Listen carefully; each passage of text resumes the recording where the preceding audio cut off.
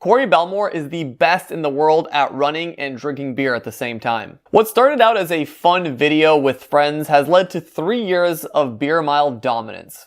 This is an insane competition. The runner has to drink a 12-ounce beer before the start of each quarter mile, which totals 3 pounds of beer. And here's the kicker. If you throw up, you have to do an extra lap, which basically disqualifies you from winning the race. This year's event in Chicago was definitely not lacking any drama. In the first 50 meters of the race, Corey actually lost one of his shoes in a mad scramble. He had to finish the rest of the race with one shoe. I was pretty amped up. I was excited. And then like 50 meters into the race, I think it was one of the British guys. He was a little too close on my heel, stepped on the back of my heel. Like his spike went into my Achilles a bit, ripped down into my spike. And then like spike was underneath my heel. And it was barely staying on. And then like I knew it was going to fall off eventually. So I just like threw my foot back as fast and hard as I could. And then the spike went flying. What proceeded after was nothing shy of magical. Corey Bellemore was only 2 seconds away from beating his world record time with one shoe. Any runner will tell you just how difficult and taxing it is to run on one shoe. In fact, Corey was not able to compete in the Nationals, which took place a week later due to injuries sustained in this race.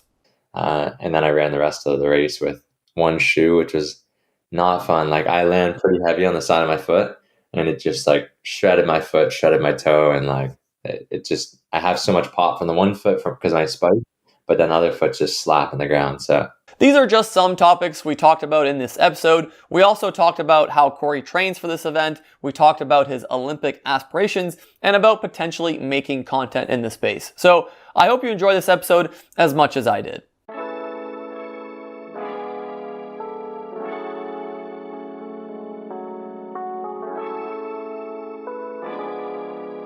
You're listening to Bought with Nelly.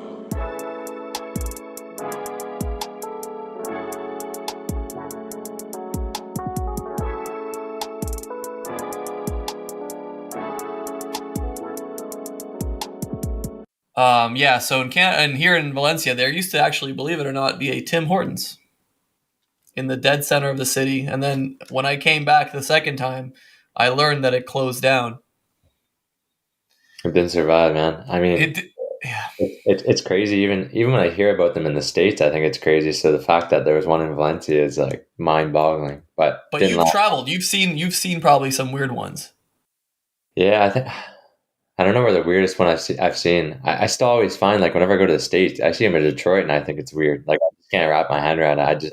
I think of it as a Canadian franchise. So apparently they have them in like Ireland as well. I've heard in Dublin. I saw one in Madrid. In Madrid, it actually was in like the dead center. It was open. The price of a Timbit was like, it ends up being almost like €1 per Timbit. It's actually insane. You get like a 10-pack for €10 of Timbits. I feel like that's crazy. That's crazy. That's wild, right? Man, I've definitely seen them in some international airports when I've traveled, but it's always been in passing, never stopped through. Like you never want to see a Tim Hortons elsewhere. Like it's cool to see, but you never want to go. Like you always want to experience it. Yeah. Well, I mean, I definitely don't want to pay €10 for 10 Timbits. That's actually ludicrous. That's 15 Canadian dollars for 10 Timbits. That's, if you told that someone in Canada, they'd probably be riots in the streets. Oh yeah, it doesn't make sense. Like they're making a killing. They're making Starbucks money. They're making Starbucks money. My man, you've just come back from a sensational one-footed race. I want to talk about it. You've also declared that you're Serbian in the run. That's a shout out to Riverside High School. And I'm so used to just doing the serve salute all the time, so it's got to give back. Got to show my honorary Serb. Bro, if you want to pander to the Serb people, like I guess this is the place to do it. Like I'm killing with these random Serbian people watching the pod. So if you change your last name to Corey Bellemorovic for a bit, I love it. That's awesome. How was that run? How did that feel? It was a weird one, right? Yeah, the run, fitness-wise, going into it felt unbelievable. Felt great. Was ready to like smash. Even right before, I remember like talking to some of the guys. My family was there. I was like, I was pretty amped up. I was excited. And then like 50 meters into the race, I think it was one of the British guys. He was a little too close on my heel. Stepped on the back of my heel. Like his spike went into my Achilles a bit, ripped down into my spike, and then like spike was underneath my heel, and it was barely staying on. And then like I knew it was gonna fall off eventually, so I just like threw my foot back as fast and hard as I could, and then the spike went flying.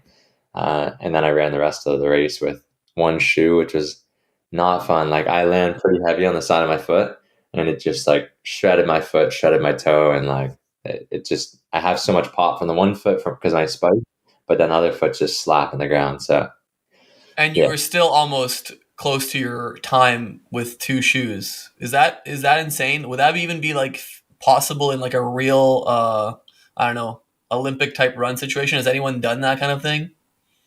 I'm sure it's happened. I mean, most of the time it happens at the end of races though that I've seen. I've never really like seen someone's shoe fall off right at the start. So yeah, it certainly impacts like your biomechanics. It messes with your pop of your stride. Like it doesn't feel great at all. And the track surfaces, the harder the track, the faster it is. The track we ran on, it was very hard. So it's like, I mean, it's not as hard as concrete, obviously. But still, it's going to shred your foot up. It's going to bruise the hell out of it. It's not going to feel great. I wonder if there was anyone else that like still can maintain close to their like record pace, mind you, while with one shoe from the get-go. Like that seems like it's a specifically unique scenario that happens so rarely, probably.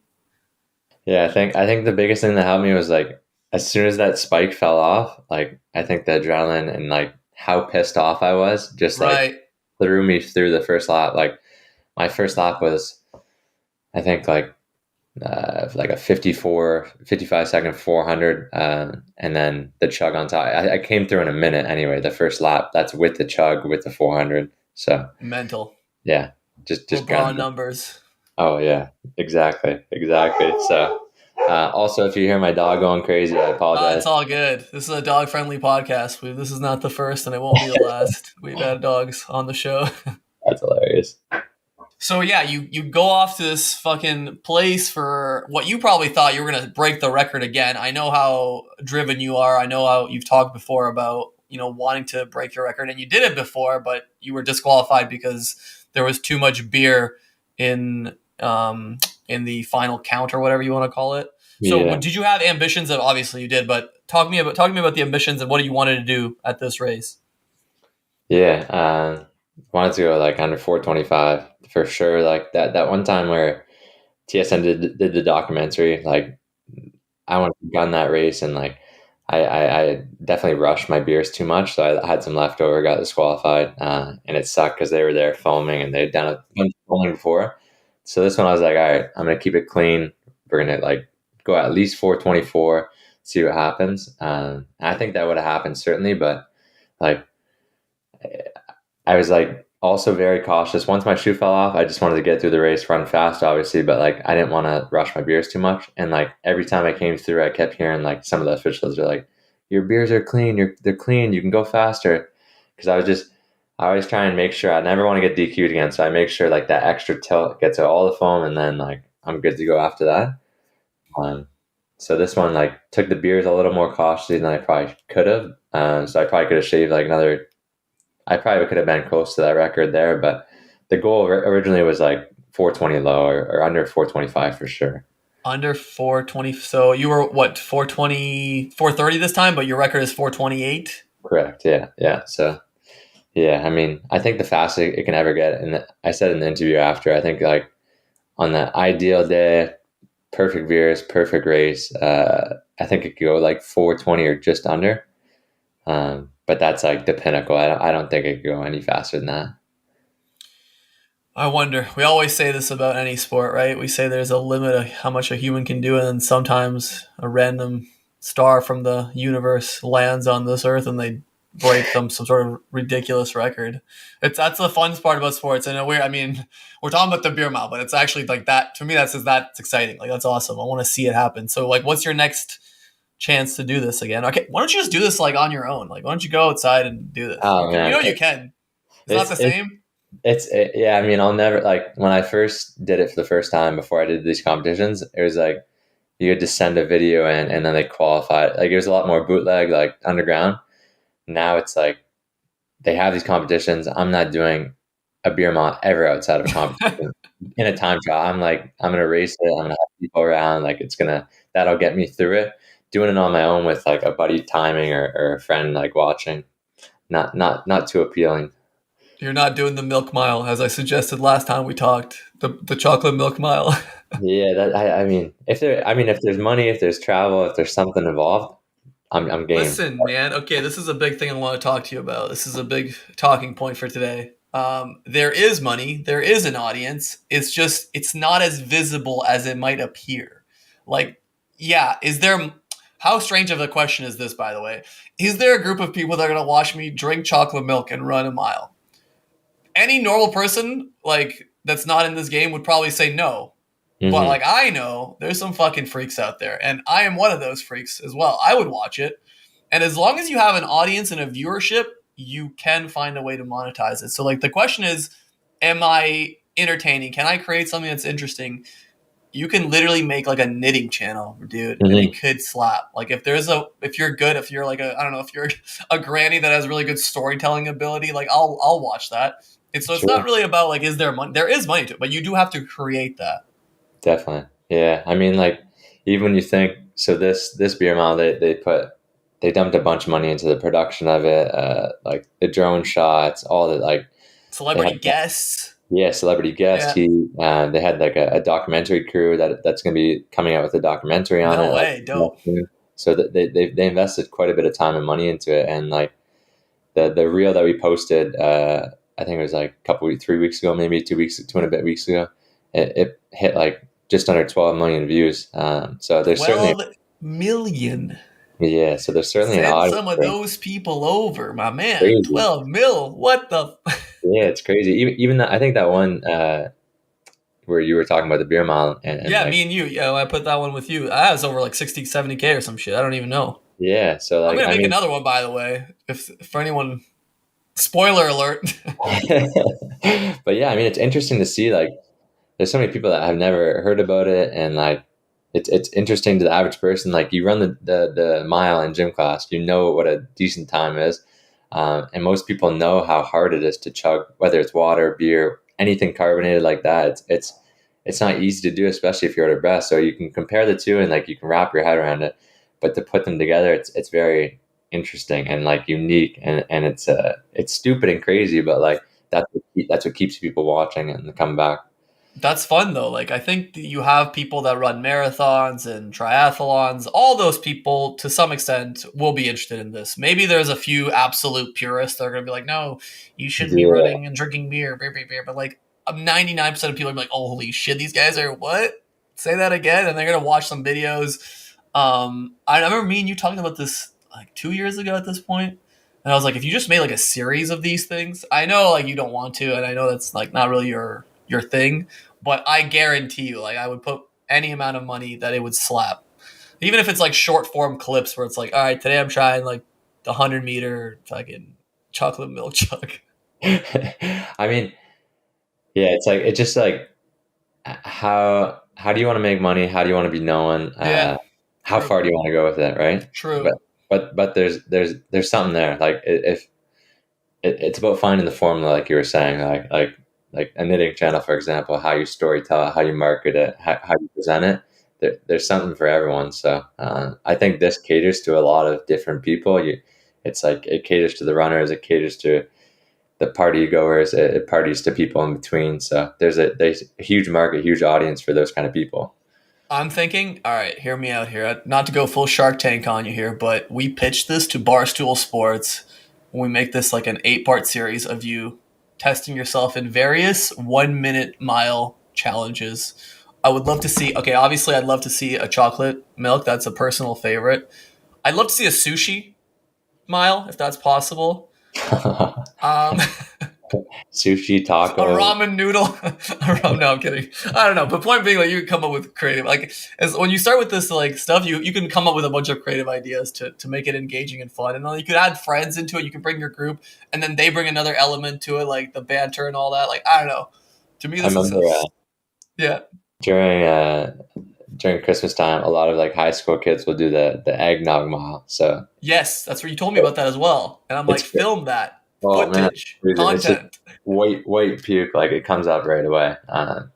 Absolutely disgusting. But people, like, man, even when you go to these competitions, like the fans there, when they first get there, they're like, and they've never seen the beer mile. They're like, they're not expecting puke, or they don't really know how to like watch it or see that happen.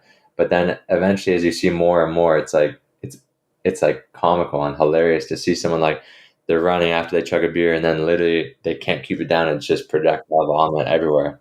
It's yeah, I It's don't know. electric. It's the word you're looking for. It's electric. It's entertainment at its finest. Yeah, you can't take, even if you find it disgusting, you can't take your eyes off it. That's it. You It's a train. have It's a to- train wreck. yes, exactly. But yeah, crazy event for sure. You've never thrown up during a beer mile? Never What's the thrown up. secret sauce there? What's this formula? Are you allowed to are you taking some? No PEDs. Wow, like I think I just have a strong stomach from over the years of like doing workouts after dinner. Like I think I just have naturally a strong stomach, and like thankfully during the beer mile, I keep it like treat it like a race day. Get the foods I need to, but don't get anything crazy that's going to mess up my stomach. I will say after the beer mile this year, I had a little bit of an upset stomach afterwards, but I mean, as long as you do it afterwards and not during, you're good to go. Father time, baby. Undefeated coming for all of us.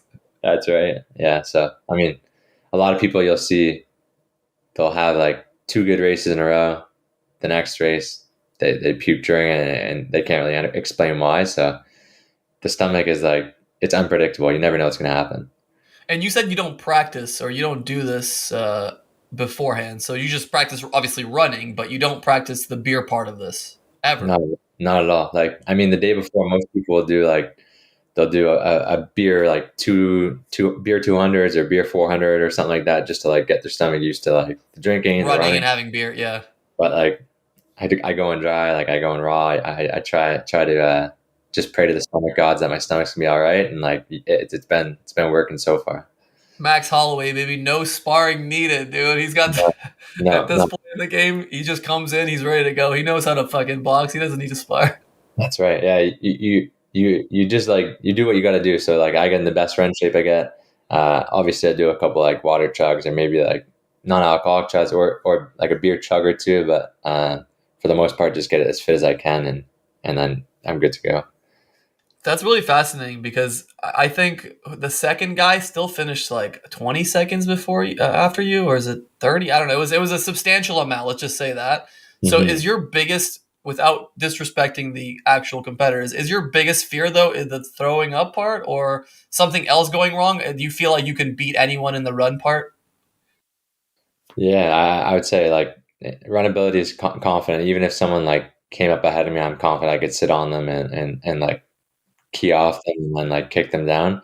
Uh, the drinking and like the stomach, that unpredictable aspect of it is definitely like the most nerve wracking part of it. You never really know truly how it's going to go. You can say you have a strong stomach, you can say you're going to be good on race day, but then sometimes the carbonation hits different or it's sloshing a little different. So the biggest thing is like if you get out the burps, you get that carbonation out right away. You should be good for the race, but you're never like it's never perfect. You never know if it's actually going to be good towards the fourth beer. So I would When you get say, out the burps, is it like in the first like 20 meters after you chug? yeah, within the first 100 meters, you want to be done like all your burps. Really? And you Yeah, have no more burping till the next one. nah, not really. Like after that, I can focus and like control my breathing a little bit, and then like 100 meters down the stretch, if you have a burp within the 100 meter stretch coming into the chug zone, like you're probably screwed because you still have built up carbonation. Oh, And the true. beer in is just like it's going to try and reject it. So you force burps? Like you're basically forcing every burp you can. Is there a technique to forcing burps? Yeah, get as deep as you can and just So force it. someone that studied engineering in fucking university and never had a a party. Breathe as deep as you can, and like Yeah. if you can get deep enough, that burp will come out naturally, just because the carbonation is sitting so much in your chest. Fascinating. I'll definitely keep that in mind for volleyball today if we do participate in some Beer volleyball. beverages. Some beverages might be had in between games. I allegedly. Allegedly, I like it. Last time we also talked about the bigger picture. You were chasing the Tokyo Olympics. I don't know what happened with that. Maybe you can update me. What is your next big pursuit and what happened Yeah, with that? Tokyo did not happen. It was 2021 was injured, came back, went to Arizona for 6 months, lived there. Tried a little bit different type of training, like was cross training with Lionel Sanders, who's a professional triathlete.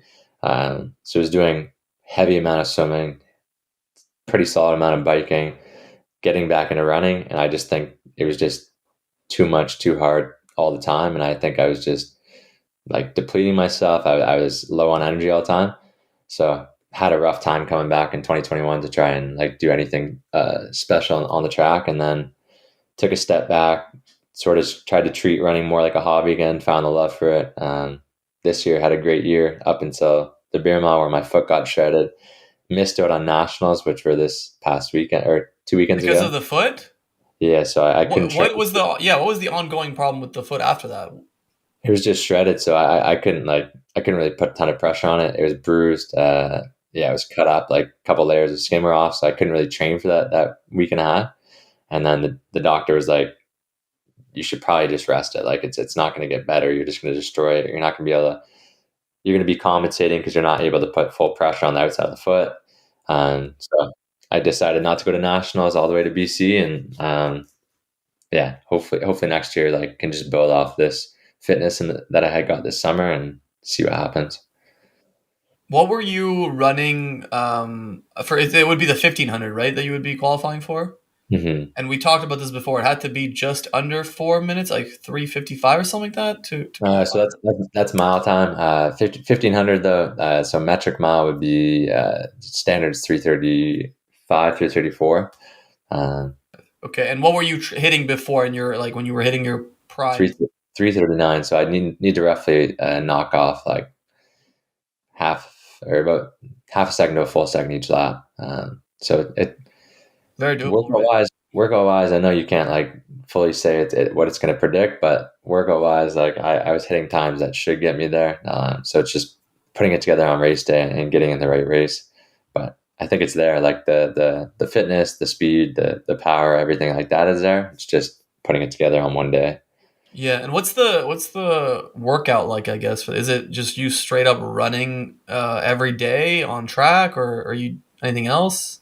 So I'd say like 80% of the running is easy. It's honestly like just easy recovery, like junk miles, just time on your feet. 20% of it's hard, whether it's hills, whether it's jumping on the track, whether it's like hard tempo on the roads. You're going to do a lot of like variety, but yeah, 80% of it is just like long, grueling miles.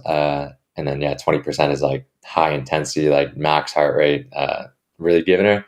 Then like usually 2 strength workouts a week, hitting the weight room, hitting supply metrics. So yeah, it's just being as balanced as possible. 1500 is a weird event where it's like a bit of speed, a bit of endurance, a lot of power. So you just got to be as sharp as possible and like have good mechanics, good pop. Are you still running on concrete as well? Yeah, running on concrete a decent amount just because, I mean, unfortunately we have too much concrete around us. So it's like you can't really avoid it. But as long as you ease into like concrete running, your body does adapt. It gets used to it. And if you're in decent shoes, you shouldn't have a problem. It's just like a lot of people have not the greatest mechanics, not the greatest Right. shoes, and they're trying to do too much too soon and just they get injured from it. I've retired from the concrete running game. I'll announce it here on this podcast officially for those at home. I know, devastating news. It can beat you up though for sure. So trails are the safer option. I don't have good running mechanics because I learned running from football, basketball, tennis. I have good lateral side to side stuff like that, but running mechanics are non-existent. And then combine that with lately I've been starting to do jiu-jitsu twice a week, and that's already extremely taxing on the body. So in between days, it's pool, it's yoga, it's a little bit of Pilates. It's just like core and flexibility, and everything else is, or like beach volleyball, like on the sand. Like that's not bad at all. I'll gladly run in the sand, but I got to announce it on the podcast. I'm stepping away from the concrete running game, and I stopped playing footy. I stopped playing football because football is extremely dangerous on your ankles. And yeah, man. I mean, my one of my good buddies, he was playing football, like indoor soccer. he's buying outdoor cleats indoors, and he went to go like chase after a ball, planted his foot. His body was still moving. His foot was planted, so it just put so much force in his leg, and it was just a clean break. Oh my God! Yeah. I mean, soccer. It's just it's a dangerous game as you get older because you just never know how your body's gonna react to certain like plant and moves. Yeah, and on the topic of getting older, I do feel as if I feel in fantastic shape, but I do start feeling those nagging problems in like football. I do love football. Football is one of my biggest passions. But this is now the upside of me having 20 different hobbies. Where in the past was like, oh, you can only, if you get good at one thing, you can make money out of it. It's like, okay, but like what happens if you can't do that one thing? You're kind of going to kill yourself out of sadness. So I have all these other things. I'm like, okay, well, whatever. I lost football. I still have like 6 other activities. I'll be all right. Yeah, it's good. I think that's the way to do it. Like I mean, it keeps your body guessing first and foremost, but like keeps it fun and like the more you can do, the more you can like have fun with. Are you doing any other sports for fun? You doing any volleyball? Swim a lot. I played volleyball like a week and a half ago. Just some beach volleyball with some buddies. Yeah. Yeah, but I'll swim, I'll bike, go for a lot of walks with the dog and stuff like that. I'll play ball every so often.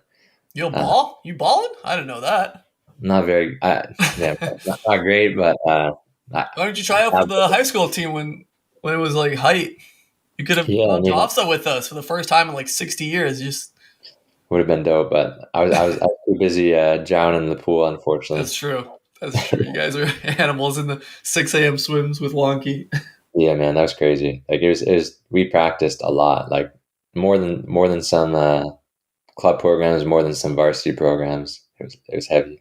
A big thing in those high school sports is like the physical side of it. So if like you're already coming in like fit and you have some talent, you can like compensate. Like I've seen dudes like on sheer animal-esque physique and fitness and conditioning work their way into a team. And obviously you can see like certain areas you can't make up for. You need talent to be good at one of these random sports. But at that level, you can be good enough with a good physique to have a spot at least.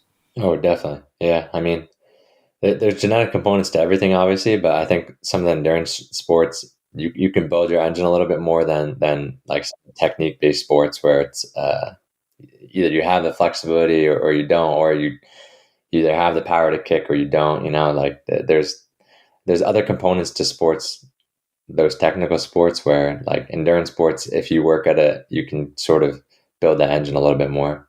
For those sports, you need to start in for like the tennis, basketball, you need to start at an earlier age. It's really hard to build in those, I don't know what they're called, like habits. I mean, habit's not even the right word, but like the right technique, fundamentals. Fundamental skills, yeah, absolutely.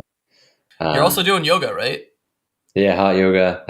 Hell yeah. Tell me about that. How was that? It's awesome, man. It's always a good challenge. Like you always take something like new from the practice, and like it's a form of meditation too at the same time. So it's just like an hour space where you can get a good workout, get a good sweat, but also like clear your mind and think about like things a little differently. So I love it. It's awesome. Are you seeing any like similarities between yoga and swimming? Because for me, that was a big thing I noticed. Like the feeling after swimming for me, I don't know, you did swimming in high school, maybe it's different for you, but for me, swimming is always challenging. It's like at most, it's not as challenging as like the previous day, which I had a few reps in, but like it still always feels same thing with hot yoga. Never have I been into a hot yoga class and I thought, man, that was a really easy one today. Like should go really easy on us. Yeah, no, it's true. I think they both have like therapeutic feelings afterwards. And like, I always find like, yeah, yoga is always challenging. Pool, even if you're getting in for like an easy swim, it's still like harder than the majority of other easy things. So, yeah, I think like even a yin class you go to, which is like, you think of it's just like long holds, long stretching holds. And like, for me, that's definitely challenging to hold a very uncomfortable stretch or pose for like an extended period of time. So they're hard in different ways, but like ultimately they're both challenging. I find yin harder actually than the regular classes. I find yin harder than flow because flow is easier for me because I'm naturally like I have movement and stuff. Like I've been doing that my whole life and I can transition from one movement to another and I feel comfortable with that. It's going to be very difficult, but I feel what the yin is like these really uncomfortable 3-4 minute poses. I'm like, what is this? Like, I didn't even know my body can feel this pain. No, yeah, it's. I don't know if it's because I'm not super flexible. I'm getting more flexible, I think, but like, still, yeah, it's just getting comfortable with being uncomfortable. I think that's the biggest thing you can take from it. So yeah, yoga tests you, but you like I said, you can take something from every practice, every session. Have you tried any handstands yet and stuff like that, or you I, keeping I that? test. I'll do like the one leg up, the other leg meets it, and get it that way. I can't hold a handstand yet, but that's a Headstand? future goal. Headstand I can do.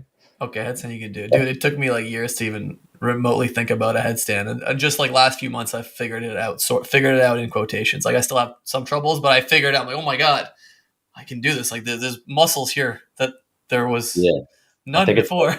obliques, a little bit of like Yes. core, and like you got to get your lower back. If everything can sort of stay vertical and linear, you're good. Yeah. So I'm excited that you're a part of the yoga cult, and yoga does feel like a bit of a cult at times because I'm sure you've been told, "Hey, come to yoga. You should try hot yoga," Oh and then yeah, eventually you just come, and then you're like, "Fuck, I guess I'm doing this forever." man. I'll never forget my first hot yoga session. Like Who was the teacher? I think it was. Who was it? This is gonna be a reference only me and you know, but I'm okay with that. Was it Misha? Was it Nena? Was it Marco? Was it The first one was Kent? Misha. The first one was Misha. Misha, Uh, yeah, that's a Misha good. took us She's really through. good. Misha took us through our moto flow, and I was like underestimating it before. Didn't hydrate before. Went straight in the morning, like fasted, and there was like a bunch of like older guys in the class, like 50 plus, and I'm like, this is hot yoga. It's not gonna be a big deal, and like. I wasn't breathing properly. I was like holding my breath on certain poses that were challenging, and then I started getting like halfway through, and I was getting lightheaded, and Yep. I was starting to like panic a little bit, and then I'm starting to see black dots because I'm like short Yeah, on breath and not it's not getting hydrated. strangled by that yoga. So I ended up having to leave, and like as I was walking to the change room, I was like seeing black dots. So I'm like touching the walls each side, and I'm going to like the men's change room. I just had to take a quick breather, get a drink really quick, and then come back out. But like I was like, it can be a challenge. It can be a legit like workout, and like if you're not used to it, it can be very very uncomfortable. So yeah, all due respect to like anyone that does it and does it, and yeah. I think I also had the same thing here with a friend who really was disrespecting yoga in the terms of its difficulty because he's like a gym bro. And Hmm. I'm like, all right, man, like, yeah, you look like you're in good shape. Let's like come to yoga one time. And he kept putting it off, and he's like, nah, it's gonna be too easy. Like, I need a real workout. So I'm like, all right, just do a real workout and then come to yoga. Yeah. So one day he got a real workout. He went to hit the gym, hit the weights, and then he came to yoga. And my man was struggling in there. He was like what I imagined like someone stranded at sea looks like. He was drowning in that, and it was an outdoor class. It wasn't even like hot. It was just a regular outdoor yoga class. I'm like, dude, what's up? He's like, bro, I'm not flexible. I'm like, dude, half this isn't about flexibility. It's about like core strength. It's about holding poses. And then yeah, he's not come back since. He's definitely bitched out. I'll call him out on the pod. I don't mind that. But yeah, there's this notion that yoga is easy. Like if it's easy, you're definitely not doing something right. Even if you're really good at yoga, it should still be hard, and you should just be adjusting to make it difficult for yourself. Yeah, like that's a cool thing about it. Like everyone's accepting of how flexible or how far you can go or what variations you can do or can't do. Like you sort of Right. you do what you can, right? If you need to take a second to like Absolutely. get a water break, everyone's cool with that. But like you sort of you follow along obviously as best you can, and like eventually you won't need those breaks. But everyone's welcoming, I find, and it's a quality community, but it's also welcoming in that sense. They're the nicest people on the planet. Like those are Hmm. really, really good humans, and really for the most part, like balanced people. Like they're just calm and chill, and they want to have a good time. All right, like we're already 30 minutes in. Let me ask you a few more questions, and we bounce. I got to go to the beach. I got to play volleyball. Sorry, dude. I got a busy Yeah, no schedule. worries. Hey, you got to live your life. You got to live your life. That's But it. you've got a new house. What are you doing on the side now? Obviously, with a little break from running. What are the big plans you have for the future? Not just in terms of running, but in terms of your career and stuff like that. Yeah, so you actually caught me on break at work right now. So I work Let's go. That's the Slack sound. I know a Slack yeah, sound when I hear a Slack yeah, yeah. sound. Exactly. So yeah, I work for a company called Race Roster. They do online registration and fundraising. So it's a tech company owned by ASICs, and I do inside sales for them. So that's 5 days a week, and then on weekends I work at the Running Factory. So I've worked there since early university. It's just a local shoe store in the area, and then I coach for St. Clair College during the fall. So that keeps me busy for a couple months there. And then big plans are just like get back my fitness, and then hopefully put a race in the calendar before the new year. If not, I'll do some indoor races towards like end of December, January, February. But yeah, just In North America, or are you going to be doing anywhere, or uh, are you looking? for indoor races, I've been to like Ireland a few times to do some. So I think I'll do like a couple in North America and the US just to see where I'm at, and then hopefully go overseas and do some sort of circuit there. Dope. Keep me posted if you're anywhere within the vicinity. That'd be fun. Yeah, I mean, you're gonna be in Spain the next little bit then, huh? Oh yeah, I'm not fucking leaving like that. Wall Street. I'm not fucking leaving. All right, you gotta tell Stefan to cue that GIF right now. Yeah, it's cue the GIF, Steph. No. Editor Steph, cue the GIF. That's such a great clip. No, I got an apartment here for another year, and after that, I hope to just find a nice Latina to settle down with. That's the dream. Obviously, inshallah, I can't predict these things, but if it happens, it happens.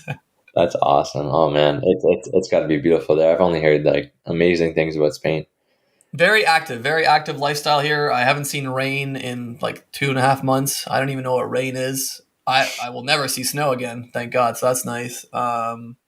Activities wise, there's always something to do. There's always city events. There's like whether it's small things like the city organizes it, or there's like a party. There's sometimes it gets a little too crazy. I'll be honest with you. It's even for me. I'm getting a little bit older. I need a little chill, but there's always something to do, man. It's always fun. So if you ever come here, I'll show you around. I'll give you a big tour. Clear a few days. It's not going to be a one-day Oh yeah, activity. yeah. No work days at all. No work days. It's also like a hotbed for cycling. There's a lot of like Yeah, professional people that come through and professional cyclists that live like within like Valencia even, right? I don't know. Well, I don't know that much about that community. I know that northern Spain has a lot of cycling and triathletes because it's like perfect temperature all year round. Like Hmm. here, I would say it's perfect temperature 11 or 10 out of the 12 months. It does get a little bit hot right now in July and August. There's some days which it's really hot, but it's even that is for me still doable. But in northern Spain right now, it's like mid 20s. So they're Yeah. just there from their temperature range is from like, I don't know, let's say 10 to 25 Celsius. And that's like perfect all year round training. Hmm. I know, what's his name? Jan. Jan Frodeno, he lives I up. think he lives there, right? Yeah, he lives up in the hills somewhere. Like in like northern Spain. Like that guy's like the goat of triathlons, I believe, or one of the goats. So He's yeah, very- anyways, don't want to keep you too long. Get back to work. If you ever need content stuff or ideas, that's I love that stuff. I think to me there's so many ideas, but it needs to come from someone that actually wants to do it, and then that's your goal. But Mhm. as always, a fun conversation. People can follow you on IG mostly. Is that where you're Yeah, active? I'd say that's where I'm most active. Twitter I have, but I use it occasionally. So IG is definitely the best way to connect. And we can get you to announce on this podcast that you're starting a YouTube channel right now. We can get that in verbal form. No, Verbal commitment. verbal commitment. 1 year I mean, contract with the Board with Nelly podcast to expand your operation. partnership. You're the marketing player of the game. I mean, I'd like to get my beat wet. Oh my god, I forgot how to speak English. Beak wet. I'd like to get my beak wet. My god, that sounds so wrong. Hey, words are hard sometimes, my guy. Dude, it's on me. I'm speaking Spanish every day. If you want, we can do this podcast in Spanish now. So that's my excuse for forgetting English. Bueno. Bueno, dale, gracias por escuchar a mi podcast, mis amigos, y nos vemos. Adiós. Adios.